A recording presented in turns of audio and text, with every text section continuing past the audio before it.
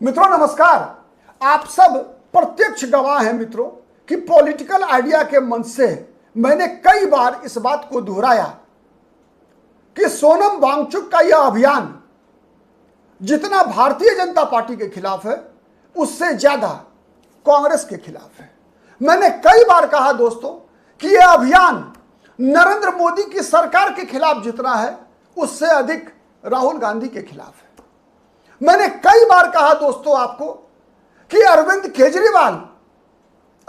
केजरीवाल का यह अभियान, सोनम वांगचुक का आमरण अनशन, अभिजीत दीपके का यह सीजेपी का आंदोलन वैसे ही है जैसे 2011 में अन्ना हजारे का आंदोलन था।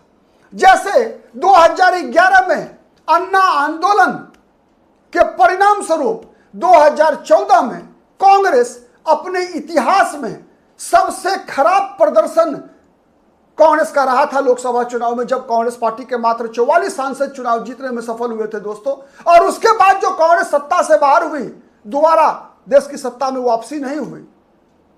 कांग्रेस का मिट्टी पलीत किया आम आदमी पार्टी ने, अरविंद केजरीवाल ने, अन्ना आंदोलन ने। वैसे ही 2026 का ये सोनम वांगचुक का आमरण अनशन, अभिजीत दीपके का ये सीजेपी का अभियान, ये छात्र आंदोलन, ये सब अरविंद केजरीवाल के इशारे पर है। और इसका एकमात्र मकसद है कि 2029 के लोकसभा चुनाव में राहुल गांधी से नेता प्रतिपक्ष का पद भी छीन लेना, इसका एकमात्र मकसद है दोस्तों। और आज यह साबित हो गया तब जब राहुल गांधी का हाथ छोड़कर न केवल अखिलेश यादव अरविंद केजरीवाल के साथ गए, बल्कि राष्ट्रीय जनता दल, झारखंड मुक्ति मोर्चा के सांसदों ने भी कल जब सोनम वांगचुक से मिलने गए, ये लोग सोनम वांगचुक को दिखावे के लिए ही सही, अपना अनशन समाप्त करने के लिए, मनाने के लिए गए, तो इनके साथ कांग्रेस पार्टी के सांसद नहीं थे, समाजवादी पार्टी के सांसद थे, आम आदमी पार्टी के सांसद थे, राष्ट्रीय जनता दल के सांसद थे, झारखंड मुक्ति मोर्चा के सांसद थे। यानी अखिलेश यादव अरविंद केजरीवाल के साथ, राष्ट्रीय जनता दल अरविंद केजरीवाल के साथ, झारखंड मुक्ति मोर्चा अरविंद केजरीवाल के साथ, तो फिर राहुल गांधी की राजनीति आप समझिए दोस्तों। उत्तर प्रदेश का विधानसभा चुनाव ठीक 6-7 महीने बाद होना है। क्या खेल हो रहा है? पंजाब का चुनाव होना है 6 से 7 महीने बाद, जहां कांग्रेस और आम आदमी पार्टी मुख्य प्रतिद्वंदी है। लड़ाई इन दोनों के बीच है। और यह लड़ाई पंजाब होते हुए दोस्तों, उत्तर 2027 में केवल 5 राज्य में चुनाव नहीं है, जहां फरवरी में मार्च महीने में चुनाव होना है। केवल ये 5 ही राज्य नहीं है दोस्तों, केवल उत्तर प्रदेश, उत्तराखंड, पंजाब, गोवा, मणिपुर ही नहीं है, बल्कि 2027 के अंतिम में गुजरात और हिमाचल प्रदेश का भी चुनाव है। हिमाचल प्रदेश में कांग्रेस की सरकार है, गुजरात में भारतीय जनता पार्टी के खिलाफ कांग्रेस मुख्य प्रतिपक्षी दल है। वहां कांग्रेस को नुकसान पहुंचाने के लिए अरविंद केजरीवाल एड़ी चोटी का एक जोर लगाए हुए हैं या नहीं, सच्चाई बताइएगा दोस्तों आप। हिमाचल प्रदेश में कांग्रेस की संभावनाओं को अगर कोई खतरा है दोस्तों तो आम आदमी पार्टी से है। गोवा में कांग्रेस का वोट कौन काटती है? जाकर लगातार चुनाव में काट रही है आम आदमी पार्टी। यह अभियान याद रखिए कांग्रेस के खिलाफ है, मैं बार बार कहता रहा हूं। और आज ये बातें साबित हुई जब सोनम वांगचुक से मिलने के लिए और दिखावा के लिए, ये दिखावा है दोस्तों, पहले से तय था, पहले से तय है कि सोनम वांगचुक का अनशन खत्म होगा। लेकिन राहुल गांधी को श्रेय नहीं मिलना चाहिए, कांग्रेस पार्टी को श्रेय नहीं मिलना चाहिए। इसका खेल है कि अरविंद केजरीवाल, आपको मैंने बताया था दोस्तों कि अरविंद केजरीवाल ने उद्धव ठाकरे से मुलाकात की है। आप देखिए उद्धव ठाकरे, आपने कई बार सुना होगा ना दोस्तों उद्धव ठाकरे के राष्ट्रीय प्रवक्ताओं का बयान। उद्धव ठाकरे की पार्टी के, चाहे वो संजय राउत हो, चाहे वो आनंद दुबे हो, ये सब के सब, चाहे वो किशोर सिंह या क्या नाम है, किशोर तिवारी, ये सब बीजेपी की तो आलोचना करते ही हैं, साथ ही कांग्रेस की भी आलोचना करते हैं। सच है या नहीं है? लगातार कांग्रेस को भी निशाने पर रखते हैं, हिंदुत्व के मुद्दे पर कांग्रेस को भी घेरते हैं। लेकिन कोई अरविंद केजरीवाल को घेरता है क्या? उद्धव ठाकरे की पार्टी के प्रवक्ता कभी अरविंद केजरीवाल को घेरते हुए देखा है आपने? नहीं। दोस्तों आपको याद नहीं है क्या, मैं क्यों आशंका व्यक्त कर रहा था, उस बात को समझिए दोस्तों। आप याद कीजिए जब दिल्ली में विधानसभा का चुनाव था, दिल्ली में जब विधानसभा का चुनाव था, मैं क्यों कह रहा हूं कि कांग्रेस के खिलाफ अभियान है, समझिए उसका क्रोनोलॉजी समझिए आप। कांग्रेस के नेताओं को, राहुल गांधी को क्यों नहीं समझ में आ रहा है मुझे नहीं पता, क्यों कांग्रेस अपने बलबूते पर आगे बढ़ने का प्रयास नहीं कर रही है मुझे नहीं पता। लेकिन दोस्तों मेरा मानना है, जैसा मैं कई बार कह चुका हूं, मेरा मानना है कि इस देश को दो राष्ट्रीय राजनीतिक दल जिसकी बड़ी ताकत हो, ऐसे राष्ट्रीय राजनीतिक दलों की आवश्यकता है, वरना क्षेत्रीय दल राष्ट्र के अखंडता, एकता और अखंडता के लिए को कहीं ना कहीं कमजोर करने का टूल बन चुके हैं। इसीलिए मेरी चिंता है, वरना हर राजनीतिक दल हमारे लिए बराबर है पॉलिटिकल आइडिया के मन से। लेकिन मैं कई उदाहरण देकर आपको बता चुका हूं दोस्तों कि कई ऐसे मौके, जैसे उत्तर प्रदेश का दिल्ली का विधानसभा चुनाव याद कीजिए, कांग्रेस भी लड़ रही थी, आम आदमी पार्टी भी लड़ रही थी। अखिलेश यादव ने किसके पक्ष में प्रचार किया दिल्ली विधानसभा चुनाव के दौरान? 2025 का जनवरी महीना, याद कीजिए दोस्तों। अखिलेश यादव ने अरविंद केजरीवाल के पक्ष में चुनाव प्रचार किया दिल्ली में, कांग्रेस के पक्ष में नहीं किया। याद कीजिए पश्चिम बंगाल का विधानसभा चुनाव जो अब से कुछ ही महीना पहले हुआ है, अखिलेश यादव ने किसके पक्ष में चुनाव प्रचार किया? किसके पक्ष में बताइए?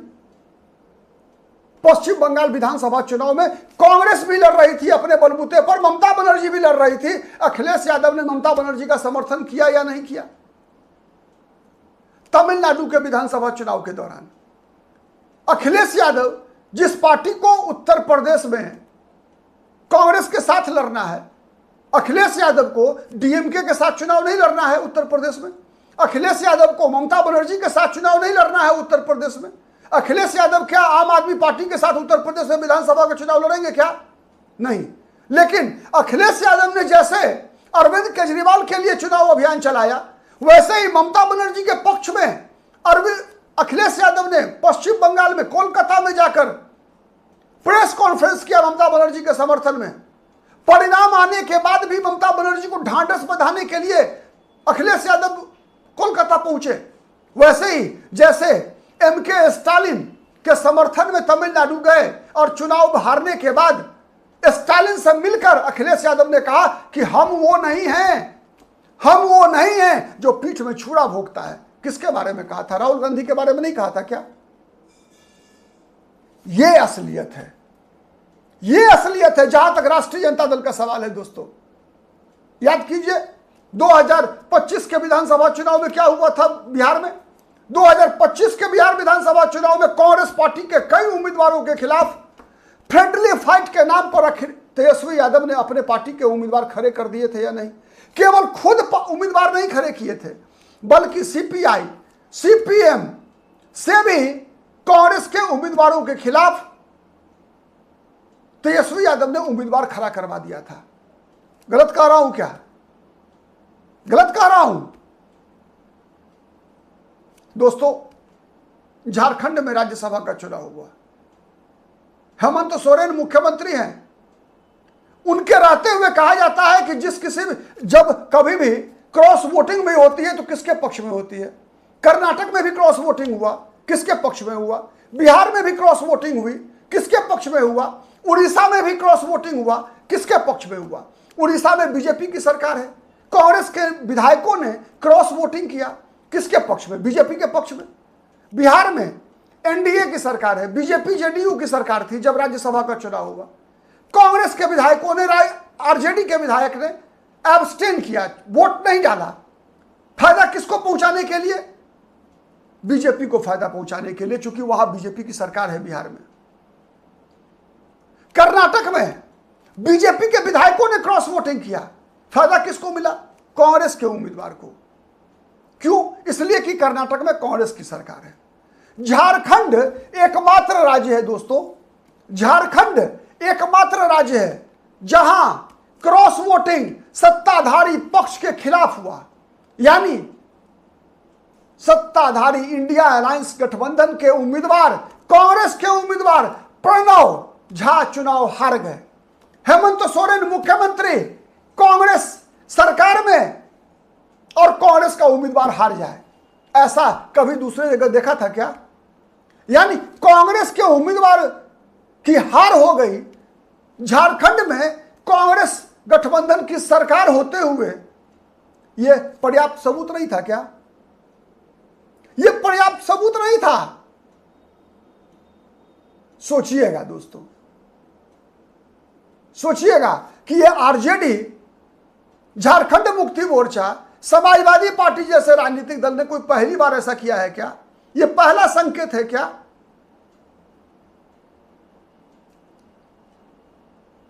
सोचिएगा और जवाब जोड़ दीजिएगा दोस्तों, जवाब जोड़ दीजिएगा कि यह कैसा गठबंधन है।